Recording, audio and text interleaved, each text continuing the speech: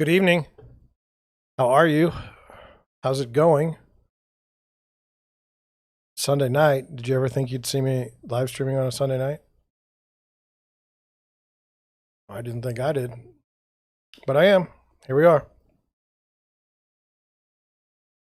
Probably gonna have to cough. Probably gonna have to hit the record button because I never do that. But I did now. So, how we doing? Let's see. I was pouring a soda. I'm a minute late. I'm sorry. It happens. You know that. So, it's Sunday. What did you do today? For me, it's kind of towards the end of the day. My wife and I went on a road trip down to southern Missouri just to get out of the house. It is freaking cold outside. I think it was like 19 or 18 degrees when we left this morning.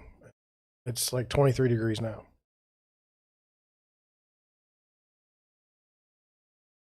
I wanted to get gas for the drive, and when I went to open the fuel tank, the door, it was frozen shut. So I wanted to get going. I wanted to get out of town. I had about 150 miles left in the tank, so we left. And what really ended up happening was I had a feeling that things weren't working out for me because I couldn't figure out how to fix the door problem. I knew there was a solution, but all I could think about is using fire, like a propane torch, to warm it up, and that wasn't going to be the right answer. And then I thought about like a screwdriver or something like that, and that also didn't seem like the right answer. And so I told the wife, I said, let's just get in the car and we'll go. And if we need to buy gas, because I wasn't exactly sure how long it was going to take, I said, if we need to get gas, we'll get gas somewhere else. We'll figure out the door somewhere else. So was it a smart move? I don't know. Probably not. I probably should have thought about it more at the house before I left. But you know, it's like today. You know, do you want to procrastinate about a live stream for 4 hours, or you just want to get one done, produce something? You know, the penalty for thinking all the time about stuff is you never get anything done. And so we left, and maybe about an hour in, I was like, you know, if it's like there's a button in the car on the left-hand side, you know, normally I just hit the button, the door opens. With it being frozen shut, even if I do get it like cleared out, let me move this a little bit. Even if I do get it cleared out, it's going to be locked. So I figured I need my wife to help me. So she pressed the button and I fiddled with it with a, something on my keychain, and we got it open, and it was good. But I don't know. Do you ever approach something and just know you're not doing it right, and then you think about it for a while and it works out? Does that happen to everybody? I don't know. Wanted to get into kind of the social media and Twitter world.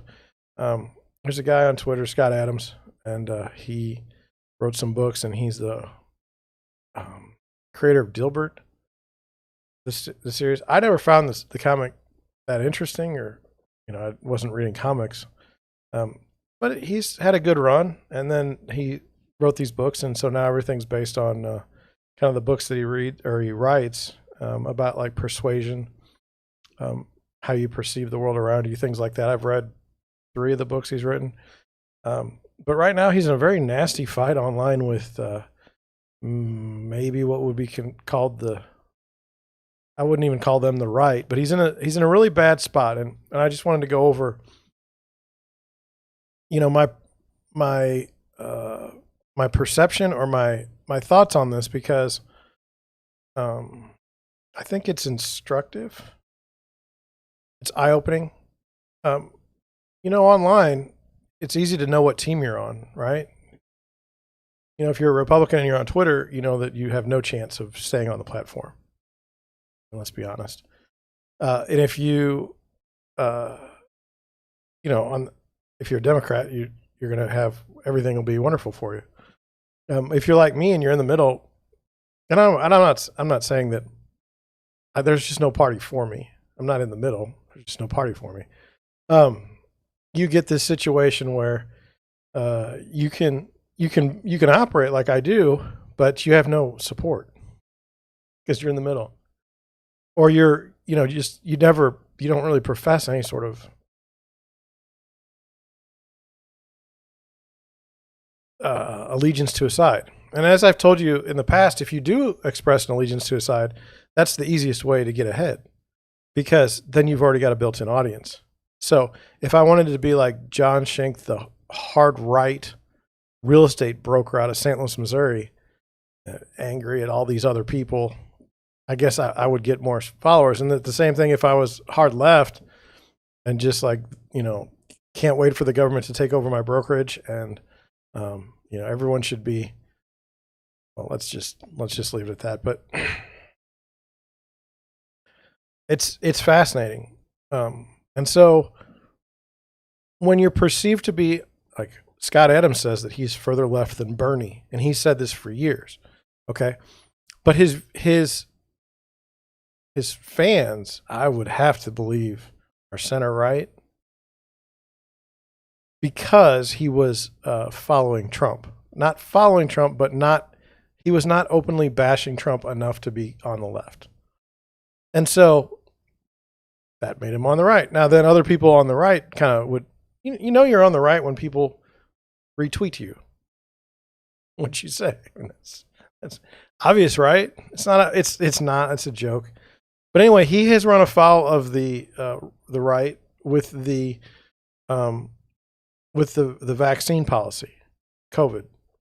Now, I don't have any desire to fight YouTube censoring COVID, so I'm not going to get into it, other than to say it's fascinating to watch when you think you have alliances with people and then you don't, because you've stepped out of, one degree, or you've had one different view than everyone else. His view is that you should get vaccinated because it was, good. And now the fact that things have changed in his view, then he's now now that he said it publicly, he's in a lot of trouble. But I wanted to couch it in a different way. I have a friend who's actually a client that I wouldn't say I've learned from, but I've enjoyed the things that he's brought to the table. So he's far left. He'd be happy to be a communist if you could, but he is a strong Second Amendment defender. He likes his guns. He loves guns, and so in this space, he doesn't fit the mold. So he would also be shunned. He'd be shunned by the left because you're supposed to make sure the government takes all the guns. So it's very fascinating to go through life in lockstep. It must be very, I don't know what to make of. What if you always thought a certain way and everyone around you thought the certain way? Like, how do you know you're thinking the right way?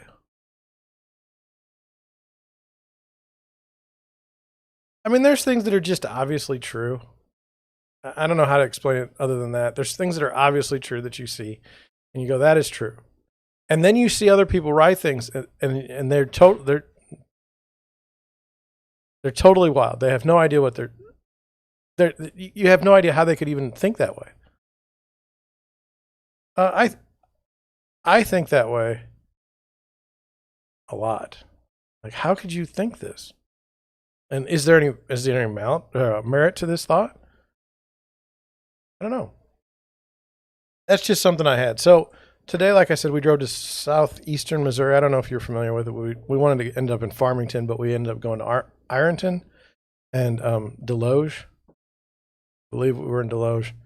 And we wanted to go to Potosi. We went to Potosi. Now, just trying to get out of the house. I'd been inside for 2 days. Real estate right now for me is slow. I have a lot of buyers that are coming online and should be going this week. This next couple weekends should be pretty packed. But right now, New Year's, really miserable outside. Yesterday was rainy and it's terrible. Today is freezing cold.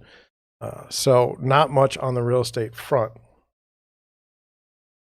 Do I want to jump into the hardcore real estate discussion right now? No.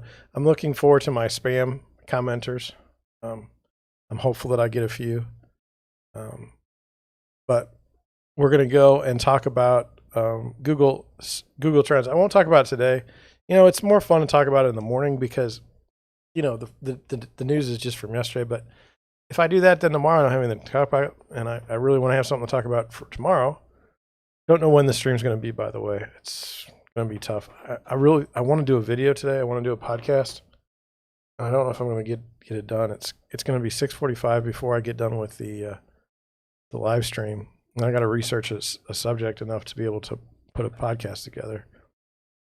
And then it has to render. And, anybody out there that can help me, I'm good with that. My stuff, I have to run it. I run it in 4K because I just think that's the way to do it.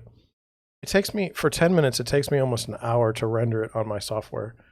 Do you guys, I mean, is it my computer being old, or is it something that I'm doing wrong other than running it in 4K? But, this face and this body needs to be in 4K to be fully appreciated. So, let me see here if I can do this. So I got rid of everything, which was dumb. But there were two things that I saw in Google search on the trends yesterday that I wanted to go over because I didn't know anything about them. And I wouldn't say, I'm not apologizing for my ignorance, okay? I just know that I don't know everything, and I'd like to know more. And I'd like to help you if you don't know any of this stuff. Between the two of us, we're going to learn something. That's all. Sometimes it's funny. Sometimes it's odd. Today, I think is odd. We got more than 100,000 searches on this. It says Max Julien, who I don't know, the star of blaxploitation classic The Mac, has died at 88. Well, that guy's old. No offense. Anthony Fauci is 81. I just want to point that out. It says the actor Max Julien, star of the classic 1973 blaxploitation film The Mac, has died. According to his wife, Arabella Chavers Julien, he died early Saturday morning. He was 88. No further details provided. A classically trained actor born on July 12, 1933 in Washington, D.C., Julien began his career in off-Broadway theater before pivoting to film. His further cinematic credits include the 1968 Psych Out and 1970s Getting Straight. Jones also co-wrote and co-produced another blaxploitation milestone, 1973's Cleopatra Jones. Later in his career, Julien made guest appearances on television series including The Mod Squad and One-on-One, and pursued other creative outlets like design and fashion design and sculpture. So during Julien's decades-long career, he was known for being bold, honest, and straightforward.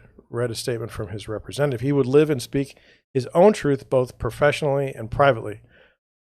I don't know. Before The Mac, Julien gained attention for a standout role in 1968's Uptight, where he took on the role of Johnny Wells, a black revolutionary leader. While some critics called his character militant, black revolutionary leader, and you're not militant? Julien was ambivalent about the term.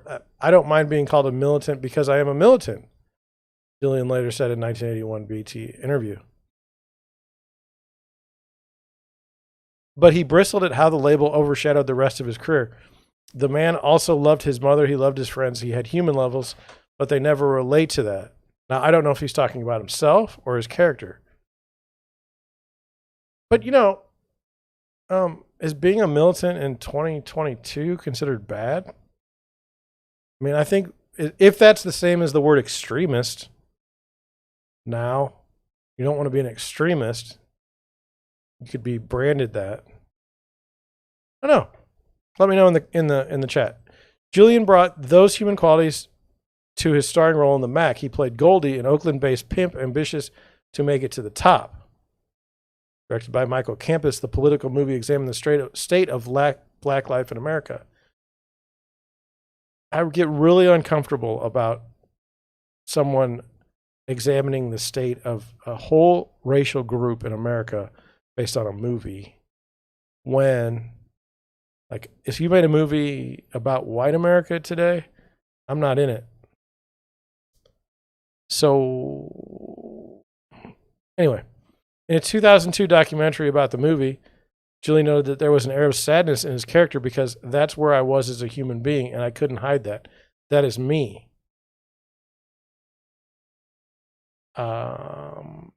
He's an Oakland-based pimp, ambitious to make it to the top. I thought he was an actor. The film first screened in mostly black markets where it was a huge hit. In 2013 interview with the Los Angeles Times, Campos said that when the film was shown in Oakland, people stood up and started screaming at the screen by the first scene. Say that. Started screaming at the screen by the first scene. They never sat down. No one had shown that world. No one had portrayed the black underworld. The Mac and its soundtrack by Willie Hutch became hugely influential to hip-hop, serving as a reference point for rappers from Dr. Dre to ASAP Rocky. The director Quentin Tarantino paid homage to Julien and the Mac with a film clip cameo in his 1993 film True Romance, which I've seen Quentin Tarantino movies, but I don't remember True Romance. Again, in the comment section, let me know what that was about. Maybe I did see it and just forgot. He's still the hero to this day, said Julien in a 2002 documentary about his character, Goldie, but not for his pimping. It's because of that other thing that he has, that indomitable spirit that he has that, you cannot stop me and you cannot mash me down without me coming back at you. Max Julien dead at 88. Okay. Well, I'm sorry. There we go. Thank you. I thought, I was wondering if I was going to get more spam chatting like tonight versus the mornings, because I figured you guys would be up at a different time of the hour. Thank you for that.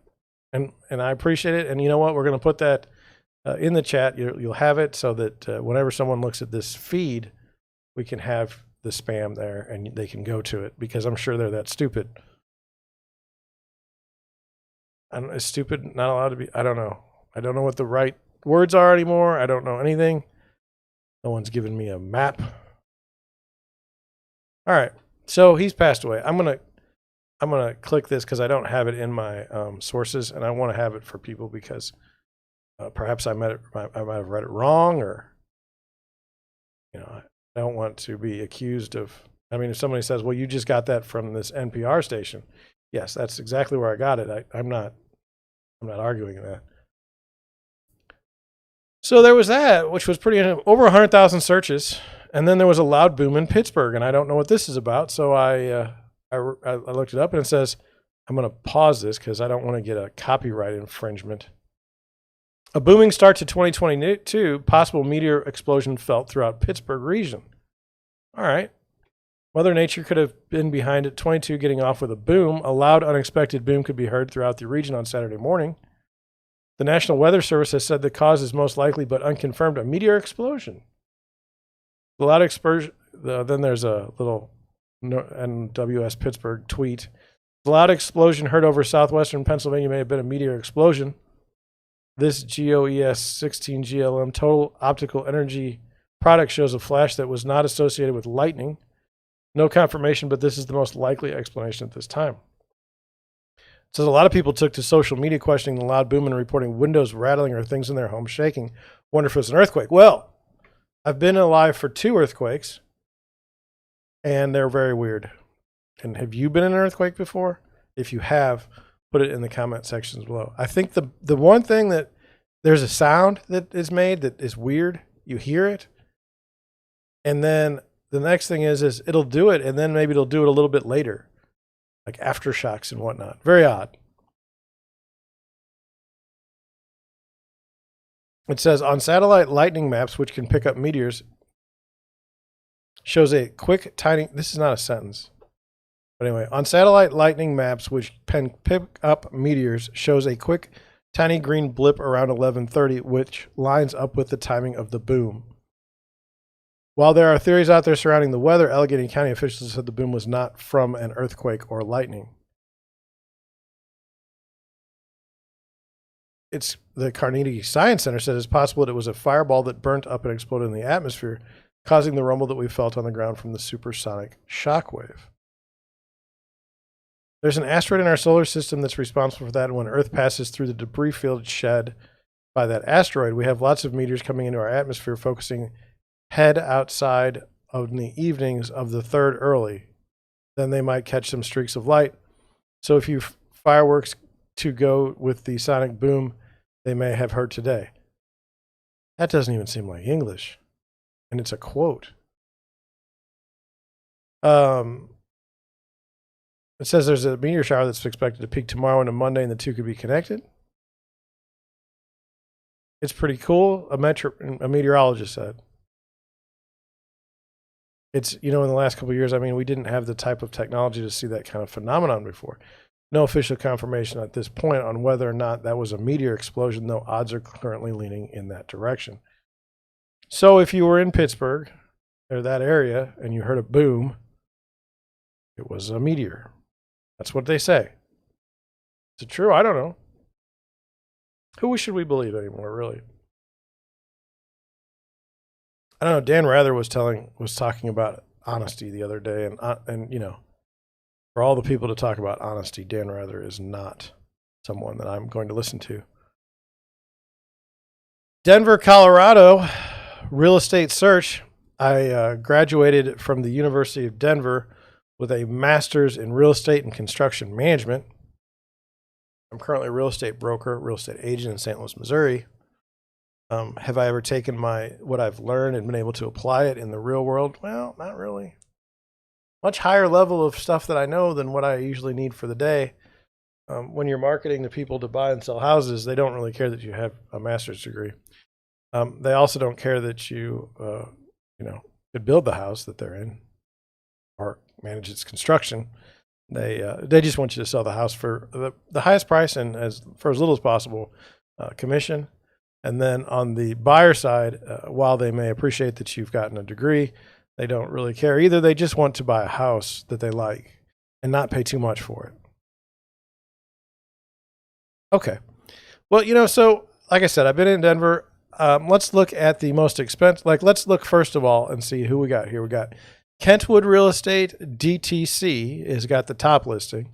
Generator Real Estate has the second one. The MB, the real estate firm, has the third one. A Sotheby's has the fourth one. Somebody I've never heard of has the fifth one, but it's new construction and I don't care. Generator Real Estate I got another one, so that's 2. Remax Professionals, Pinnacle Properties and Construction, Blue Shift Real Estate, Altitude Properties, Kenwood Real Estate, Cherry Creek. So nobody really has what I would say a lock on the market. Is Compass not in Denver? Have they been thrown out? And I'm not against Compass. I'm just kind of surprised because they really did. So I just wanted you to see, just always take a look. So it says a 0.53 acre lot, and then this is a 9,424 square foot lot. None of here we go. 6,250 square foot, 4,524 square foot. But let's take a look. Belcaro Lane, I have no idea where this is. I'm going to open a new tab because that's what I'm feeling today. $5.9 million, 40 pictures. I believe that's the way it should be done. This to me looks like the back of the house, which I don't really. Yeah, so out of Colorado Boulevard, I was on there. So anyway, 72 days on the market, built in 2007, 2-car garage. Let's look at property details. Presenting a rare opportunity to own this masterpiece in Belcaro, one of Denver's most coveted areas. I like Cherry Creek myself. Cherry Creek. I just find that area to be where I want to be. Magnificent architectural design by Barsh. Inspiring design creates the perfect harmony, blending comfort and style with a resort setting. Fabulous lot and privacy. The owner spared no expense and used the highest end materials available worldwide. Italian glass tile throughout, extensive mahogany woodwork with old school craftsmanship, including crown molding, doors, windows, and built-ins. Brazilian floors, imported limestone brick. Stunning design mastery and meticulous attention to detail and quality throughout. Elegant main floor master suite with fireplace, patio access, exquisite walk-in closet and spa bath. 2 large secondary bedroom suites on the second floor with private lounge area for each bedroom. I would kind of like that if it's the way I'm thinking when we might see in the pictures. We don't have very big, for the most part, the houses that I show under $1 million. typically, for the most part, don't have those big bathrooms or big bedrooms with those lounge areas. But I've seen them in new construction, especially in like St. Charles County, O'Fallon, St. Peter's, that area. And they're real, but there's only one, normally only one big bedroom. But I like it. I like the idea of being able to just sit in my bedroom for a while and maybe watch some TV or just be left alone. But I have a lot of space. So yeah, I'm all in on that one. Gourmet kitchen for the discriminating chef. One of the things I just would like to offer that I think is fun is how many of these people that can afford a $6 million home are actually cooking? And then even if they are they chefs? I mean, obviously, if you were a millionaire chef, you'd probably have a nice kitchen. But if it's anything like, maybe when they go home they don't want to deal with it. They just want takeout or something, some chips. Anyway, beautifully finished walkout basement, including a full guest suite, family room with a stone fireplace and wet bar, game room, exercise room, and media room. Great area for future wine cellar. This magnificent, that's very interesting. So there's some area that there needs to be some work done. That's code. How do I know that? I've been doing this a while. This magnificent home offers a seamless indoor-outdoor environment perfect for enjoyment and entertaining. Amazing outdoor living space with pool, hot tub, 4 patios, a sports court. I've noticed this on high-end listings. We never say that there's a basketball court. There's always a sports court. Never basketball, always sports. And mature landscaping, heated pool house, same high-end finishes with a family room, wet bar, soda fountain, and bath shower. I'd like to see what a soda fountain looks like because I've always wanted my own soda in my house, but I don't understand how to do it. Like what's that called? Soda fountain? That's exactly what it's called. I'd like one of those in my house. I would literally just do this. I'd press the button. If you couldn't hear it, I'd press the button. I would just have it. Anyway. Copper gutters. Truly rare opportunity to own this villa in Belcaro where ageless beauty meets modern technology. Now, let's just be honest. A rare opportunity to own this villa in Belcaro. How many people have, $4.5 million, $5.9 million to buy? Anyone? I mean, it's rare based on the fact that you can't buy it. Not really a rare opportunity. So anyway, here we go. That's the front of the house. I'm okay with the second picture. And look at the back is stunning. There's your sport court. So see, it's a basketball court, but you could also play tennis. I don't like that picture. I like when I'm walking in, I want to know what I'm going to see. Now, that's just me, I guess, but I mean, that's nice. That's nice. There's your gourmet kitchen. Open-ish floor plan. You have a huge kitchen like this and you have these 3 chairs. I think it looks good for scale, but I don't think that 3 people are sitting there ever. I mean, my parents have a house that's probably run $275 in today's market with an island and 3 chairs. And when I was a kid, when we sat there, it was always bunched up and it wasn't enjoyable. Nice idea, just bad execution. I mean, that's cool. That tile's nice. I don't particularly like to see this kind of stuff. I'd like it all covered. That's true, even like a pedestal sink. I always think, why don't we just have a vanity where we can have some space? But again, I'm looking at houses under $1 million, and this is a $5.9 million listing on the market for 72 days. I don't think that's so bad.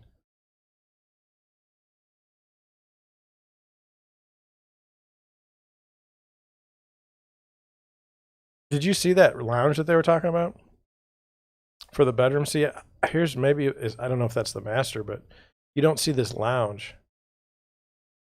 My own personal opinion is if you're going to write something in the description, then you should show it in a picture. Now, again, we're zooming through these pictures. Who knows? But this doesn't seem like a lounge. It just seems like a bedroom.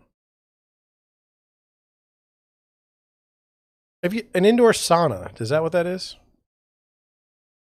What do you guys think about a sauna? Like where you go in there and you sweat? I'm just asking because it's not something that would have occurred to me to have in my house, but some people like them. There's your media room. It looks nice. I have this exact same screen. And so there's the pool house, I think, because this is going to be the real house. And I like this outdoor space, okay? Can I have outdoor space in my house? Well, I have a neighbor that has a tree that has the tree growing over my house, and there's squirrels in it, and the squirrels eat acorns and they dump them all over my space. So when you're sitting out there, you're literally being pelted with shells from acorns and like whatever's left. It's not a great situation. But maybe these people don't have that problem. I don't know. There's the pool. No hot tub. See, that's what you do with a $5.9 million house. You find out what's wrong with it. Oh, this has a nice pool, but no hot tub. Here's your sports court. You know, it didn't show. You know how it talked about how great that pool house was? It didn't really show it, did it? Look, spam commenter. If we're only gonna have one spam comment today, you know, I really feel like you guys are not doing a good, not doing the right job, not doing a good job. Let's look at this one. $1 million less, 200 square feet larger. I don't know about this square foot lot. Okay, let's see. What is, you'd have to do what an acre is. Let me see if I can do that. You probably can see this, and I'm not trying to hide it. Square foot to acre converter. So how many square feet is that lot? 9,424. 424. So it's less than a quarter of an acre. Does that give you pause that you're going to be living in a house that has less than a quarter an acre and you've got a 10,000 square foot house on it? Should give you pause. It gives me pause. PAUSE, by the way, not PAWS.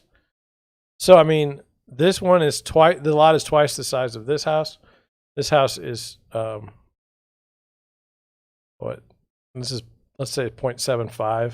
So it's bigger. This is about the same. This is about the same space. 4,524 square foot lot. Oh my God! How? Let's do that one.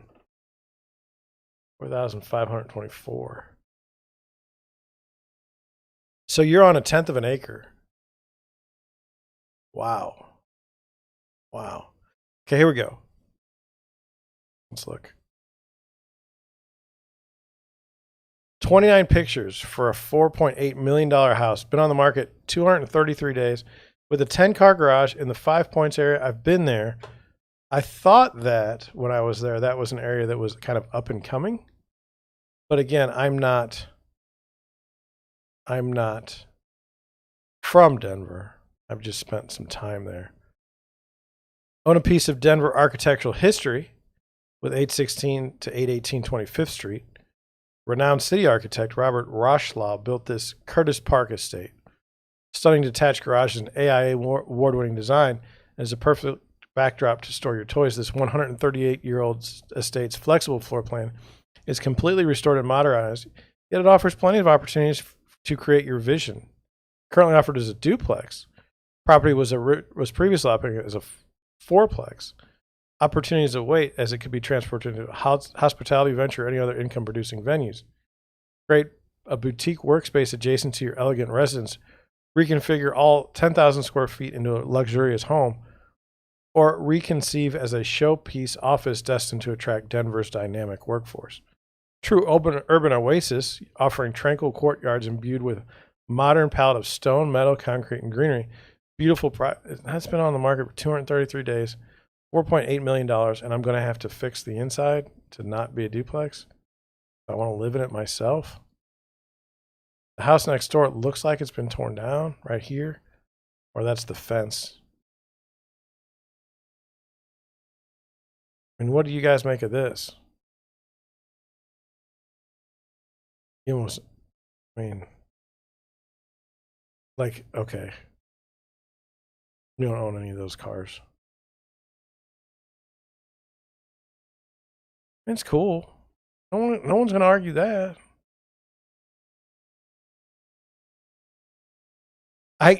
In looking at this house, I get no.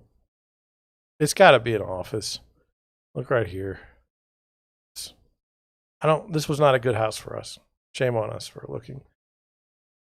Let's look at this house, $4.5 million in the same zip code as this one.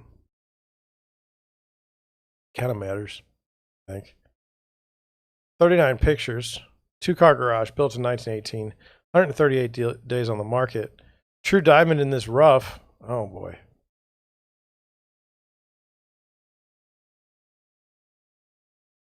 An exceptional opportunity to purchase is either a single-family residential estate or the possibility of development or both.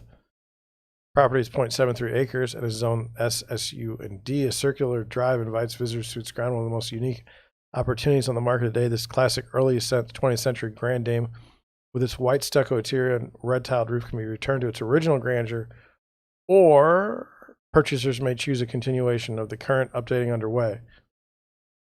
Man, property sold as is. It's up to the buyer to decide of the future of this class or estate and cover its potential. Bring your imagination. Please do not venture onto the deck attached to the master bedroom.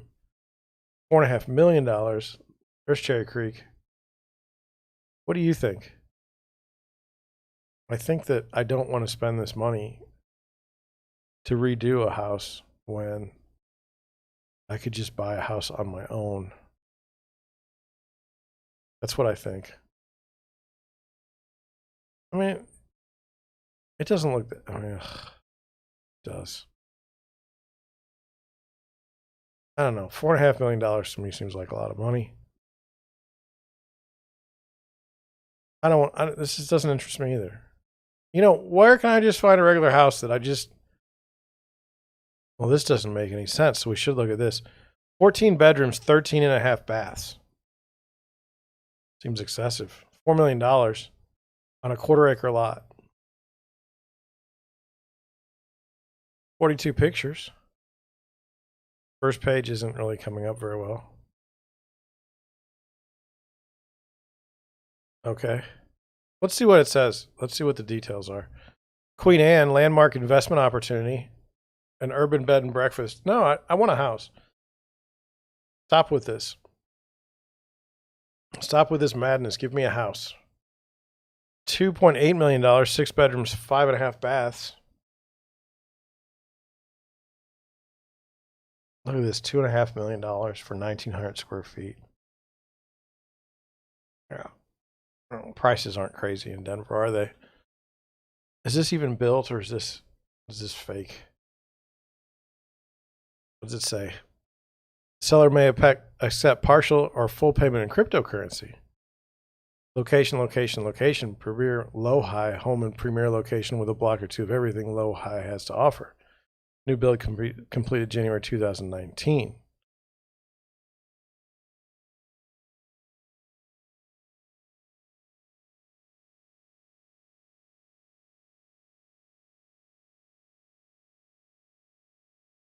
I know this sounds weird, but say I'm doing a real estate deal. Say I'm representing the seller. Do I care how the person pays for it at all? As long as they pay for it? No, I really don't. That's why I've never really understood the cash argument. I can agree. I mean, I understand removing a finance contingency. You know, but as far as if you give me an all cash offer versus, you know, an offer with a mortgage, I mean, the argument is as well, if it doesn't appraise, you got to deal with that. Well, you know what? I hate to say this, but these deals aren't easy, and you always have to deal with something. I would not spend $2.8 million for this house, and I don't care where it is. I really don't. I don't want to spend this for this house. It's not interesting to me. I understand people will. Is this a real normal house? Can we just have one plain house? 52 days on the market, built in 2004. I mean, this is what they're talking about. No offense, but like, this is what they're talking about. No inventory. Let's look at this $2.5 million home. Been on the market for 193 days. It's in Cherry Creek. And as I told you before, I like Cherry Creek. But let's just look at the property history. It was sold for $45,000 in 1973. It's now gone on the market for $2,500,000. I mean, what the hell? No offense. It was a rental. You could rent this for $2,000 a month, which also didn't make sense. You're renting this for $2,100 a month, and it's a $2.5 million home. You know, I mean, really. I mean, pretty plain. What's the description here?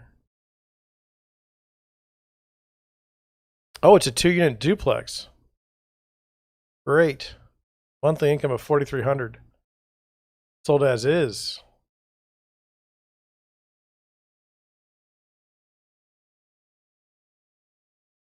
Buyer to verify all info, but not limited to zoning, taxes, school district, water setbacks, and any other info that raises a question or concern to the buyer. That's an interesting thing to put down there. Don't you think that it's up to the buyer to find out everything about a property? Come on.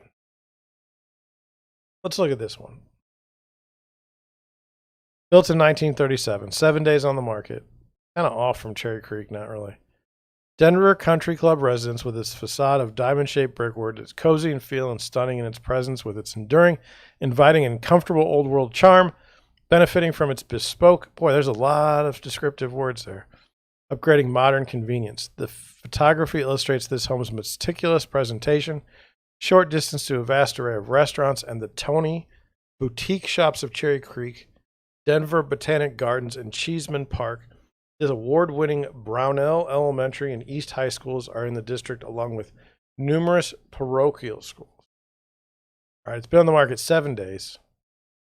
But when we look at it here, it was listed for rent in 2021 for $800. It was listed for $2 million. It doesn't make any sense. You sold it for $1 million and you're renting out for $800,000 or $800 a month. What is that? Got a pool. It's beautiful. That's just a great hardwood floor. I'm sure nobody likes it, but it's plain. I mean, I get it. 3,500 square feet, $2.2 million. It's just, you know, welcome to Denver.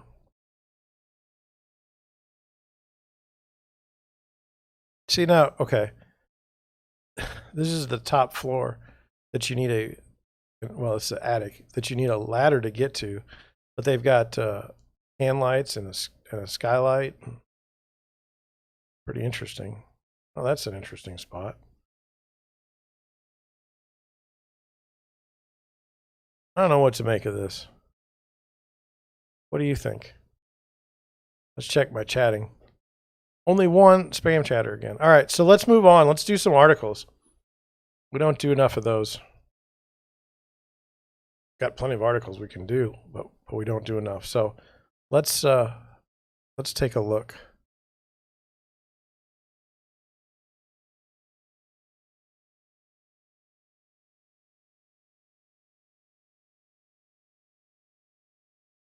Okay.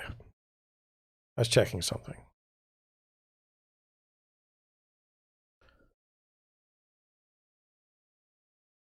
I missed one of the things. I'm sorry.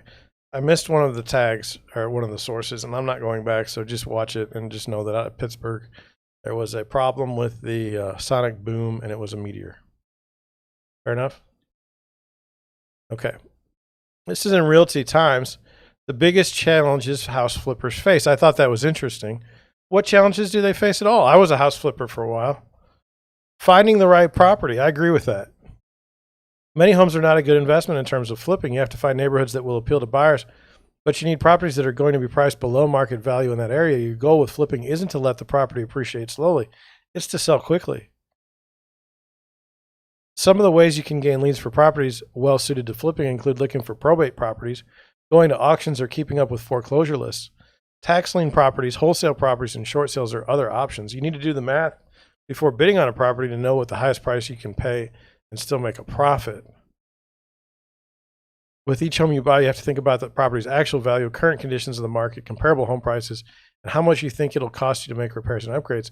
These considerations have to be weighed against the possible listing price. Well, that's true. It's all about buying the right property. I agree with that. I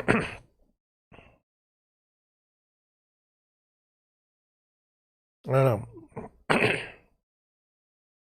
What I see in that marketplace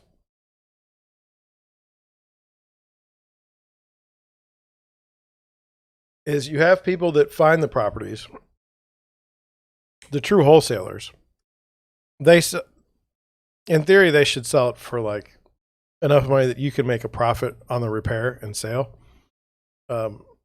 Those people are pretty sophisticated, so you're probably not going to get to buy it for where you can make a good money, given your risk and the fact that you're going to own it and fix it up versus them just selling it to you for like $10,000 to $15,000 or more over what they paid for it.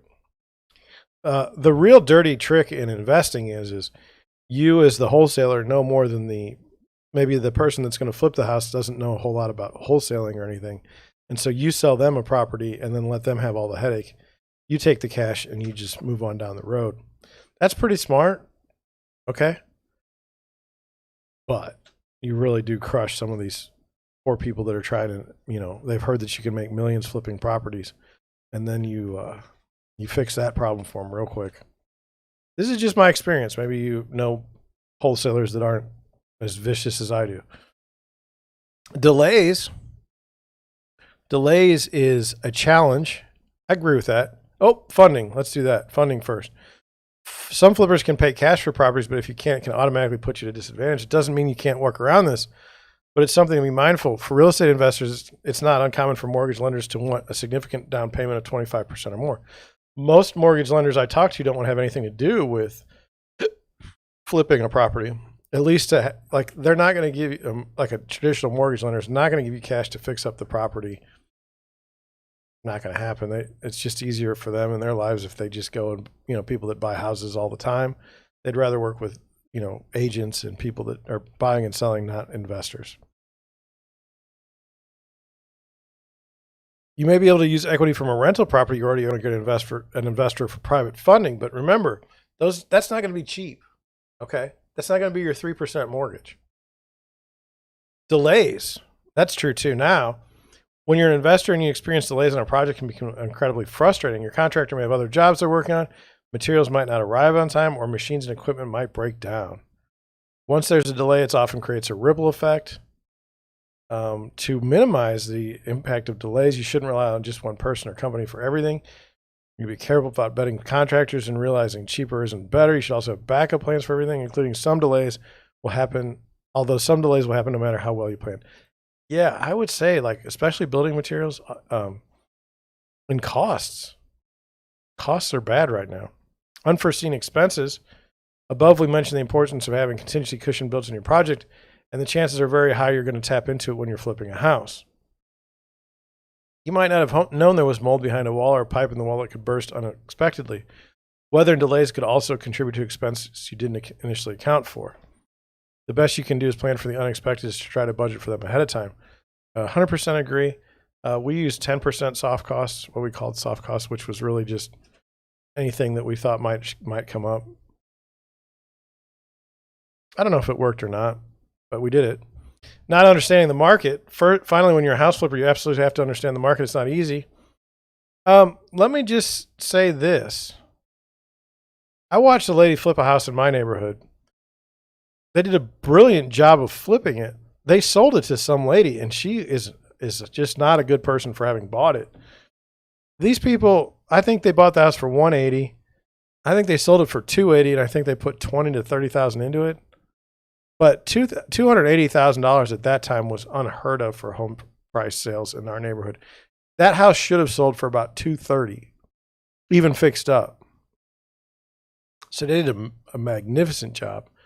And you flip one house at $50,000 a year profit. Bad. Not bad. For me, that's 5 houses to sell. Or more.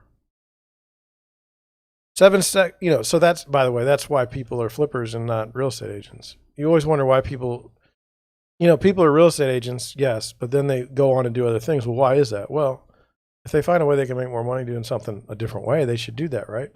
I said, well, why don't you do that, John? Well, I've been a flipper before. I don't want to be a house flipper anymore. Would I branch out into different aspects of real estate if I made the money to do so? Yes. Yes, I would. But I've not been in that position. The reason why I started doing realty, you can't make millions working for someone else. I want to make millions. Now, where did I fail? Well, I never get the volume I need to sell houses.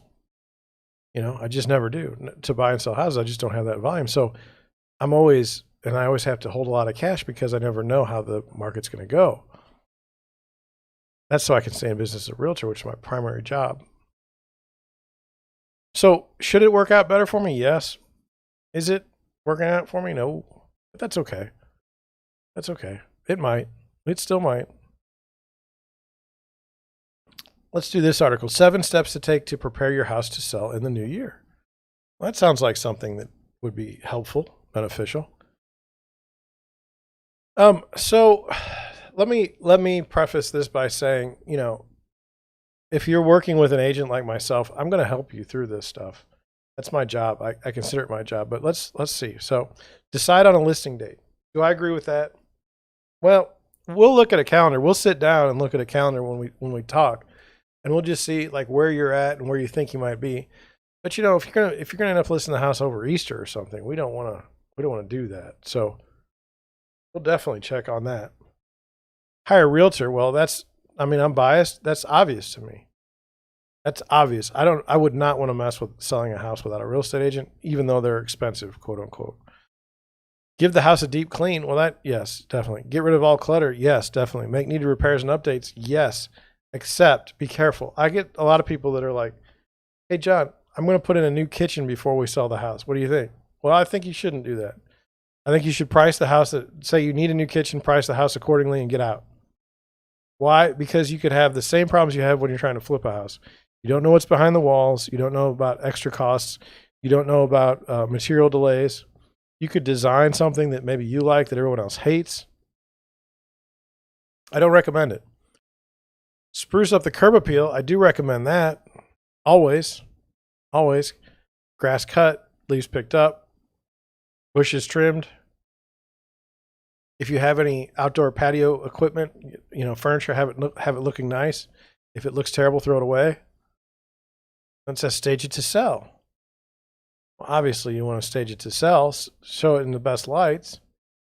40% of buyer's agents cited the home staging had an effect on most buyers' view of the home, and 83% of buyer's agents said staging a home made it easier for a buyer to visualize the property as a future home. I agree with that. Fairly innocuous article, right? Nothing to fight about. Oh no. Oh no, you should not take steps to prepare to sell your home in the new year. Brr. I disagree. Let's do one more. We're having so much fun. Things are going so well. Let's do one more. It says, this was an interesting article to me because, I say it's an interesting article. I mean, I haven't read it. The thought was interesting to me. Let's go over it and see what they say versus what I know. Hot or not, we trace the rise and fall of America's most popular home design trends. Okay. So terrazzo sparkles are in, and you can see search interest is. I love terrazzo sparkles, but I asked my friend if he would do it, and he's like, "No, I'm not going to do it." Why? Because you have to sand that. Very dusty. Very dusty. It's polished. So. Shiplap surges. Interest in shiplap grew 150% in the past 5 years. This to me is going to be a problem in the future because people are going to not want it, similar to popcorn ceilings. But look at it just grow. Now, what's interesting, it says, after skyrocketing popularity, the trend appears to have peaked last year. While shiplap adds texture to the walls and a clean backdrop in a room, it's become overused. It's also a pain to rip out, leading some critics to call it the modern day version of tacky wood paneling.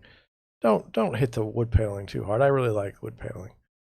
Joanna Gaines is one of my favorite people on earth, but it's overdone, says Kayla Goldstein, owner of Kayla LLC, an interior design firm in Pomona, New York. Instead, she says shiplap should be used sparingly in small spaces like behind the TV or just over the fireplace. Painting shiplap a dark color like a charcoal or navy is a good way to give this trend an update.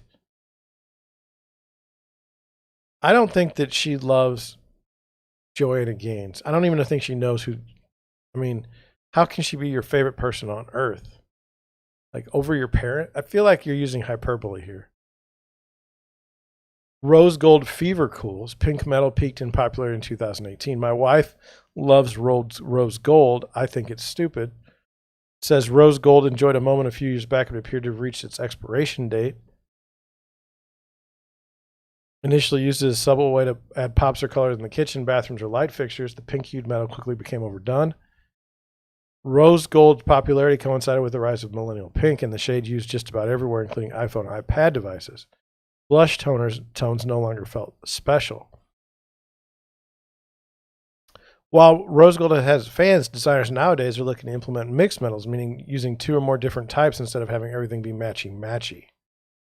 Classic metals like silver are making a comeback, as are brass and gold elements, though thankfully not as loudly as they were in the 80s, which the motto was more is more. I like brushed nickel. Does that make me a bad person? I mean, I'll take brushed gold. I don't want